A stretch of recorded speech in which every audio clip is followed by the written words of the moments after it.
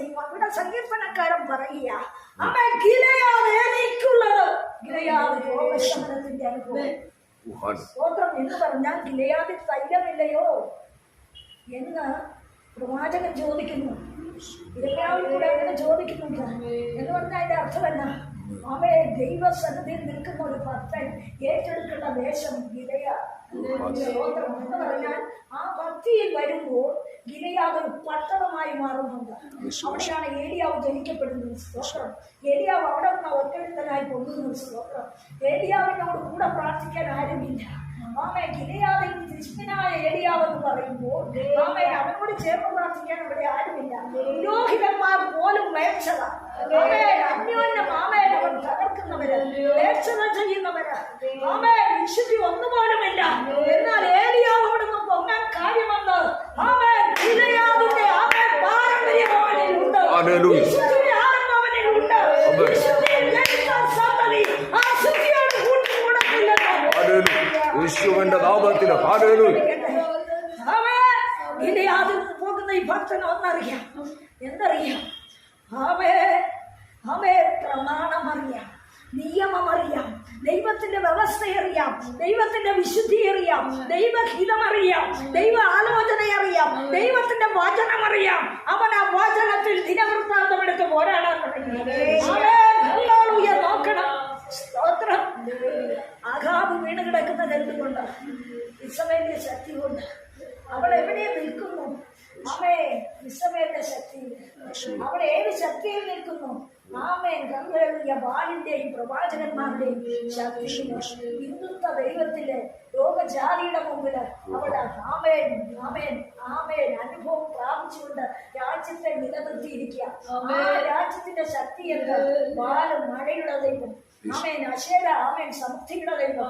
ആമേൻ ഈ ലോകജാതിയെ സേവിച്ചാൽ ചില സമൃദ്ധി വരുമെന്ന ഈ ലോകജാതിയുടെ മുമ്പിൽ അവരെ ഒപ്പിച്ചു പോയാൽ ചില സമൃദ്ധി കുടുംബത്തിൽ ഉണ്ടാകും.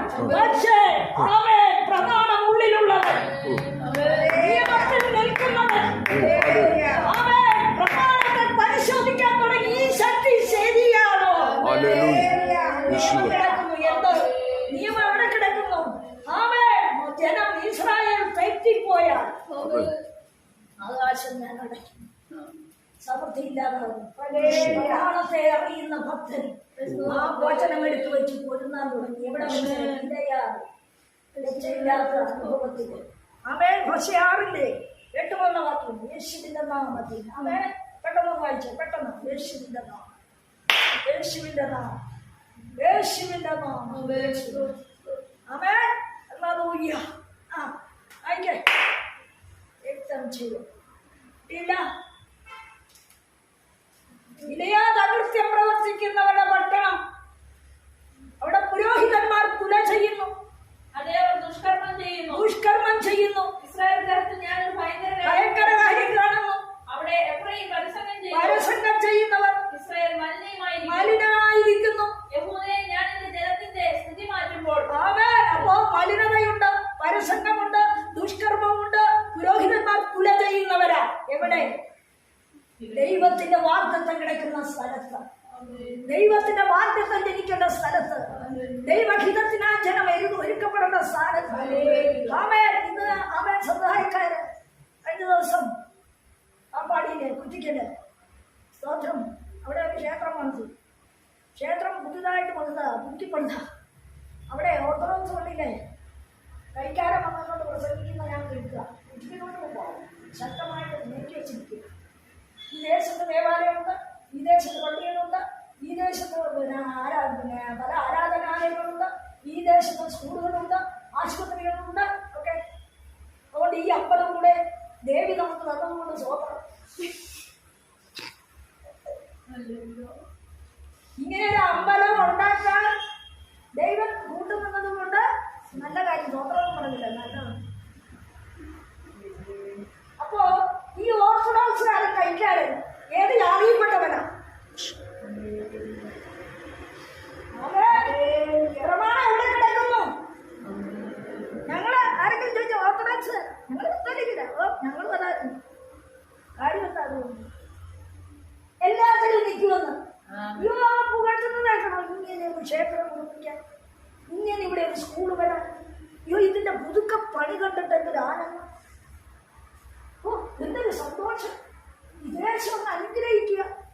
നിങ്ങളിവിടെ ഇന്ന് അനുഗ്രഹിക്കുന്നു. ആര്? ഈ പിശാച്. പല പ്രാവശ്യം ഞാൻ ഉപയോഗിച്ച് അതിനെ അടിച്ച് ദൂരെ കളഞ്ഞു. വീണ്ടും ശബരിമലയെ മുടികൊണ്ട് കെട്ടിക്കൊണ്ടുവന്നിരിക്കുക. സ്തോത്രം. ദൈവ അവസാനം ഒരു അടയാളവും കൊടുത്തു. ആന കുത്തുവന്നിനെ കൊന്നു. എന്നിട്ട് വിളഞ്ഞു അവളെ കുറിച്ച് ഇവിടെ ഇരിക്കുന്നതുകൊണ്ട് അനുഗ്രഹം. ഓർത്തഡോക്സുകാരൻ എന്ന് പറയാം മേക്കിക്കൂടെ. സ്തോത്രം. അപ്പൊ ഇതൊക്കെ എവിടെ കിടക്കുന്നു? ഗിലയാകൃത്യം പ്രവർത്തിക്കുന്നവരുടെ പട്ടണം. ഇവർക്കാർക്ക് പെന്തിക്കോസുകാരെ വേണ്ട, നിയമം അനുസരിച്ചവരെ വേണ്ട, വചനമുള്ളവരെ വേണ്ട, വിശ്വസന്മാരെ വേണ്ട, നീതിയുള്ളവരെ വേണ്ട, ദൈവവചനത്തിൽ ഉറച്ചു നിൽക്കുന്നവരെ വേണ്ട, ദൈവത്തിന് വേണ്ടി വേർപെട്ടവരെ വേണ്ട. നിങ്ങളിവിടെ വസിക്കുന്നത് കൊണ്ടാണ് ആലയങ്ങള്, പള്ളികള്, സ്കൂളുകള്, ഹോസ്പിറ്റലുകള് ഒക്കെ ഇവിടെ വന്നു. വലുതായി, റോഡ് നന്നായി, ജനം വളരെ സൗഹാർദ്ദത്തിൽ. അതെ, ഇവരെല്ലാം കൂടെ ഒന്നിച്ച് കൂടെ വന്നു. ശരിയാണ്, നമ്മൾ കൂടത്തില്ല. കൂട്ടത്തിൽ ആണോ? നമ്മൾ കൂടത്തില്ല. അമ്മ സ്വർണം കൊണ്ട് മാളിക വെച്ച് തരാൻ പറഞ്ഞാലും നമ്മള് കൂടത്തില്ല.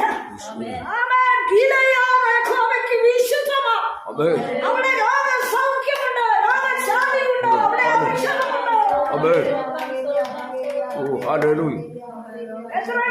എനിക്കെടുത്ത് പറയാനുണ്ടെന്നറിയാമോ? ആയുസ് തീരും മുമ്പേ വിട്ടുപോയത് എത്ര എണ്ണം മനസ്സത്തിൽ കുടുങ്ങിക്കിടക്കും. കഴിഞ്ഞ ആഴ്ച പള്ളിയുടെ അമ്മ കൊടിയേറുമ്പോഴെണ്ണം റോഡെ വെച്ച് വണ്ടി ഇടിച്ച് ചാകുന്ന ഒരു സ്ത്രീ, ലോട്ടറി വിൽപ്പനക്കാരി. ഒരു വശത്ത് പള്ളിയുടെ കൊടി കയറുക ഉത്സവത്തിന്, പെരുന്നാളിന്. ഇപ്പഴേ റോഡെ വെച്ച് ഒരെണ്ണം കാർ ഇടിച്ച് ചാകും. സൈഡിൽ കൂടെ നടന്നതാണ്. അപ്പൊ പള്ളിയുടെ ശക്തി ഇവിടെ കൊടി കയറുന്നു. ഏത് ശക്തിയിലായിരിക്കും എന്ന് പകലിൽ ഭയപ്പെടണം. വിശുദ്ധ തന്നെ താൻ വിശുദ്ധീകരിക്കും. ഗിലയാദ് എനിക്കുള്ളത്, ഗിലയാദ് എനിക്കുള്ളത്, ദൈവം എനിക്കുള്ളതാ. എന്റെ ദൈവമാണ്. ഞാൻ അവന്റെ നാമത്തിലാണ് നിൽക്കുന്നത്, അവനിലെ ആശ്രയിക്കുന്നത്, അവനെ ആശിച്ചിരിക്കുക. അവൻ എന്നെ കൊന്നാലും ഞാൻ മാറിപ്പോയില്ല. അവന്റെ വചനത്തിന്റെ വ്യവസ്ഥ ഞാൻ വിടത്തില്ല. ഇടത്തോട്ടോ വലത്തോട്ടോ ഞാൻ മാറി നിൽക്കത്തില്ല. ചെയ്യുന്നവരുടെ നടുവിൽ ഒരുവൻ എഴുന്നേറ്റ് കൂട്ടായ്മ അവനില്ല. കുടുംബത്തിൽ കൂട്ടായ്മ ഇല്ലായിരിക്കാം. നിന്നോട് കൂടി ആരാധിക്കാൻ ആളില്ലായിരിക്കാം. നിന്നെ അംഗീകരിക്കുന്നവർ ആരുമില്ലായിരിക്കാം. നീ പോകുന്ന വേദിയിൽ ആരും അനുകൂലമല്ലായിരിക്കാം. നിന്നെ കിടക്കുന്ന വാക്ക് പറഞ്ഞ് ആശ്വസിപ്പിക്കാൻ ആരുമില്ലെന്നിരിക്കാം. എന്നാൽ നിന്റെ ദൈവമുണ്ട്. യേശുവിന്റെ നാമത്തിൽ ചേർന്ന് യേശുവിന്റെ നാമത്തിൽ ചേർന്ന് യേശുവിന്റെ നാമത്തിൽ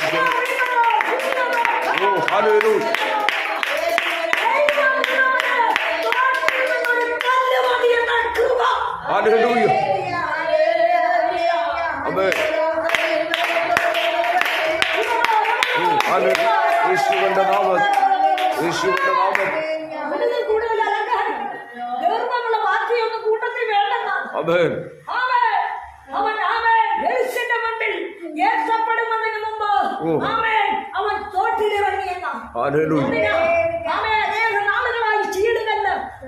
ആത്മനദിയുടെ വെള്ളത്തിൽ ഒഴുകിക്കൊണ്ട് അതിന് രൂപം വന്ന് കിടക്കുന്ന കല്ലാണ്. യേശുവിന്റെ നാമത്തിൽ യേശുവിന്റെ നാമത്തിൽ ചേർന്നു.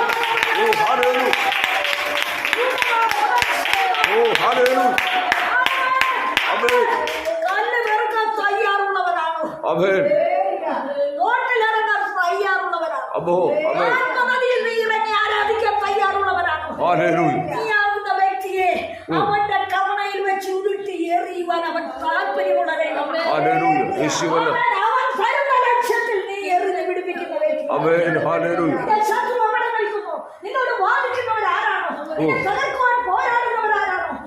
നിന്റെ വഴി അടയ്ക്കുവാൻ, നിന്റെ നന്മ ഒതുക്കിക്കളയുവാൻ, നിന്റെ സന്തോഷം കെട്ടിക്കളയുവാൻ ആരെതിരിട്ടാലും ഒരു കൃപയുടെ കല്ല് മതി. യേശുവിന്റെ നാമത്തിൽ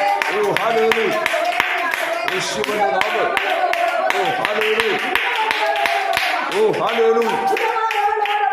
Oh, hallelujah. Oh, യേശുവിന്റെ നാമം. യേശുവിന്റെ നാമത്തിൽ ചൊല്ലുക. Oh, hallelujah. യേശുവിന്റെ നാമത്തിൽ ചൊല്ലുക. Hallelujah. Oh, hallelujah. യേശുവിന്റെ നാമത്തിൽ ചൊല്ലുക.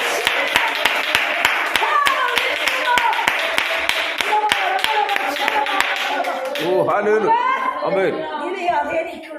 Amen. അവൻ സങ്കീർത്തനക്കാരൻ പറയും എനിക്കുള്ളതാ, ശത്രുവേ നിനക്കുള്ളതല്ല, Amen. ലോകശാന്തി എനിക്കുള്ളതാ. Amen. ഞാൻ ഗിലെയാദിലാണ്. Amen. ഗിലെയാദിന്റെ അവകാശിയാണ്. Amen. ലോകശാന്തിയുടെ അവകാശിയാണ്. Hallelujah. നിന്നെ വിളിച്ച ദൈവത്തിന്റെ പക്കലിൽ ഉണ്ടെന്ന്. Amen. Hallelujah.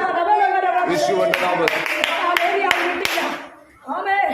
ഏലിയാവ് ആകാശം അടയ്ക്കുമെന്ന്, മഴ പെയ്യുകയില്ലെന്ന്, ഭൂമിയിൽ സമൃദ്ധി തരികയില്ലെന്ന് ആമേൻ പ്രമാണം ന്യായപ്രമാണത്തിൽ എഴുതിയിരിക്കുന്ന വാക്യത്തിൽ കയറി ഒഴുകാൻ തുടങ്ങി. ഒരുങ്ങിയിട്ടാണ് അഹമ്മദ് വിളിച്ചത്. ഞാൻ പറഞ്ഞല്ലാതെ ആമേൻ ഈ ആണ്ടുകളിൽ അവൻ ഒറ്റയ്ക്ക് ചെന്ന ചുമ്മാ ചെന്ന് പറഞ്ഞാലും പ്രമാണം അനുസരിച്ച് പ്രമാണത്തിൽ ഇരുന്ന് പോരാടിക്കൊണ്ട്, പ്രമാണത്തെ വിശ്വസതയോടെ കാത്തുകൊണ്ട്, പ്രമാണത്തെ അംഗീകരിച്ചുകൊണ്ട്, അനുസരിച്ചുകൊണ്ട്, ആരാധിച്ചുകൊണ്ട് അവന്റെ മുമ്പിൽ നിന്നാൽ നീ പറയുന്നത് സംഭവിക്കും.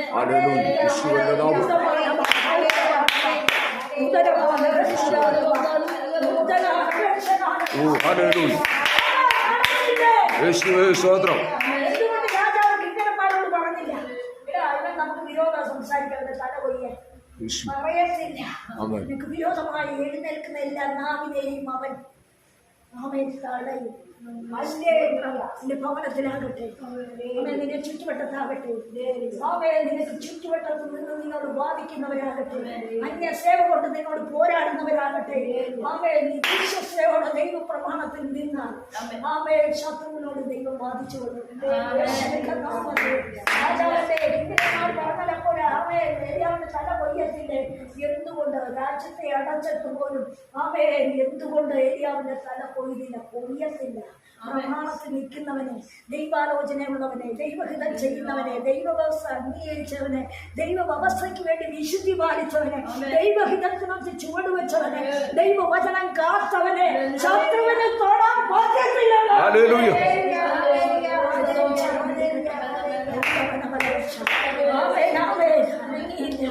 അനങ്ങിയില്ല എന്ന് പകൽക്കാലം ഓർക്ക് കൂട്ടുകൂട്ടായ്മ നമുക്ക് കണ്ടെന്ന് വരത്തില്ല. അനുകൂലിക്കുന്നവരാരും ഉണ്ടായെന്ന് വരത്തില്ല. വാക്കുള്ള സ്ഥാനത്ത് അനുകൂലം ആരും ഇല്ലെന്നിരിക്കാം. ആശ്വാസത്തിന് ഒരു വാക്ക് കിട്ടിയില്ലെന്നിരിക്കാം. ചിലപ്പോൾ നീ ഞെരുങ്ങിയെന്നിരിക്കാം. എന്നാൽ നീ പ്രമാണത്തെ മുറുകെ പിടിക്കുക. ഇല്ല, ഇത് വിട്ട് ഇടത്തോട്ടോ വലത്തോട്ടോ ഞാൻ പോകത്തില്ല. എന്റെ ദൈവം എന്നെ നടത്തിക്കോളും. ദൈവത്തിൽ നിനക്ക് ഉറപ്പുള്ള വിശ്വാസം വരുമോ ഇല്ലയോ എന്ന് അവൻ സൂചിച്ചുകൊണ്ടിരിക്കുകയാണ്. പറയുന്നു, നിന്നെ ഞാൻ താഴ്ത്തും, നിന്നെ ഞാൻ വിശപ്പിക്കും, നിന്നെ ഞാൻ പരിശോധിക്കും, നിന്നെ ഞാൻ പരീക്ഷിക്കും. നീ എന്റെ വചനത്തിൽ നിൽക്കുമോ ഇല്ലയോ എന്ന നിന്റെ ഹൃദയത്തിലെ ഇരുപ്പറിയാൻ ഞാൻ നിന്നെ പരീക്ഷിക്കും. ഒരു പ്രമോഷൻ മുമ്പിലുണ്ടെന്ന് നോക്കാം. പരീക്ഷ കടന്ന ചില പ്രമോഷൻ മുമ്പിലുണ്ടെന്ന് നോക്കാം. താഴ്ച വന്നാൽ, ഒരു വിശപ്പ് വന്നാൽ നീ ഓർത്തോണം, എന്റെ ദൈവം എന്നെ പരിശോധിച്ചുകൊണ്ടിരിക്കുകയാണ്. പകരം നീ മറത്തും പോകരുത്. അവൻ ഇലയാതെ എനിക്കുള്ളത്, മനസ്സ് എനിക്കുള്ളത്. പിന്നെ എന്റെ തലക്കോഴിയ യഹൂദ എന്റെ ചെങ്കോ, മോവാബ് എനിക്ക് കടുക്കുവാനുള്ള വട്ടം, ഏതോമിന്മേൽ ഞാൻ എന്റെ ചെരുപ്പ്. എന്താ ഇതിൻ്റെയൊക്കെ അർത്ഥം? ഒത്തിരി ആത്മീയത്വമുണ്ട്. നോക്ക്, ഓരോരോ ഇനത്തെയും ദൈവം നിന്നിൽ കൂടെ നേടുവാൻ ആഗ്രഹിക്കുന്നുണ്ട്. നീ ചെരിപ്പറിയേണ്ടത് ഏതോമില്ലെന്ന്. ദൈവകൃപ നഷ്ടപ്പെട്ടവന്റെ സ്തോത്രം. ഏതോ ഇസ്മായേലിന്റെ കൂട്ടമാണ്. സ്തോത്രം. ഹല്ലേലൂയ. അല്ല, യാക്കോബിന്റെ ആദ്യ പുത്രനാണ്. ആരാണ് യേശാവ്? യേശാവിന്റെ സന്തതി പരമ്പരയാണ് എഴുതാം. ഏതോ ദൈവം ഇഷ്ടപ്പെട്ടത്. മോവാബ് ദൈവസനിൽ വരാൻ ദൈവം ഇഷ്ടപ്പെടാത്ത ജാതിയെ, ശാപം കിട്ടിയ ജാതിയാണ് മോവാബ്. എനിക്ക് കഴിയുവാനുള്ള വാഗ്ദാനം വട്ടക. സ്തോത്രം. ഗിലെയാദ് എനിക്കുള്ളത് മനച്ച ഗോത്രത്തിന്റെ പാതി, യോസേഫിന്റെ മക്കളെ ഒരു പകുതി ഗോത്രം. സ്തോത്രം. എഫ്രയീം എന്റെ തലക്കോരി, എഫ്രയീം മനശ്ശയും ആമേൻ യോസേഫിന്റെ പുത്രന്മാരാ. ആമേൻ കർത്താവേ അനുഗ്രഹിക്കപ്പെട്ട വർഗമാണ്. എങ്കിലും ഗോത്രത്തിൽ കിടക്കുമ്പോൾ ആമേൻ ശാപം കയറി കിടക്കുക. ദൈവവാസ വിട്ടുപോയവരാ. എന്നാൽ അവരെ ഞാൻ കയ്യിലെടുക്കും, അവരെ ഞാൻ നിറച്ചെടുക്കും, അവരെ ദൈവഹിതത്തിനായി ഒരുക്കും. ആമേൻ അതുകൊണ്ട് ആമേൻ വെളിച്ചദേശമേ ആമേ നീ എൻ്റെ മേൽ ജയമെടുക്കുക, നിന്റെ മേൽ ഞാൻ ജയമെടുക്കുന്നത്. വെളിച്ചൻ ദൈവസന്ധതിയെ വെറുക്കുന്നവൻ, മറയ്ക്കുന്നവൻ, അകറ്റുന്നവൻ, ആട്ടിക്കളയുന്നവൻ, അന്യപ്പെടുത്തുന്നവൻ, അധോഗതിയിലാക്കുന്നവൻ, അനാഥത്തിലേക്ക് കൊണ്ടുപോകുന്നവൻ വെളിച്ചൻ. എന്നാൽ ആ വെളിച്ചന്റെ മേൽ ഞാൻ ജയമെടുക്കും. മകളിൽ ഒരു തീരുമാനമുണ്ടാകും. ജയം വരാൻ ആഗ്രഹിക്കുന്നു. വിശ്വസോടെ നിൽക്കണം, ദൈവകൃപയെ ആശ്രയിച്ച് നിൽക്കണം, ദൈവിക വിഷയമായ സമ്പന്നതയിൽ അടുത്ത് വരാം.